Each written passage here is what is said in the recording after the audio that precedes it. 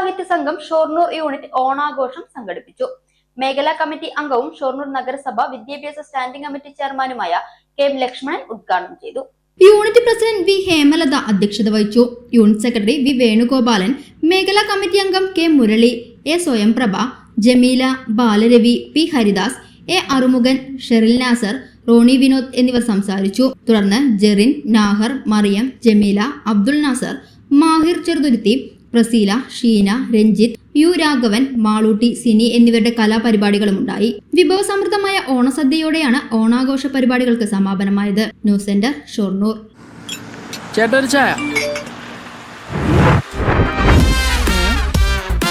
Super fast ആണല്ലോ.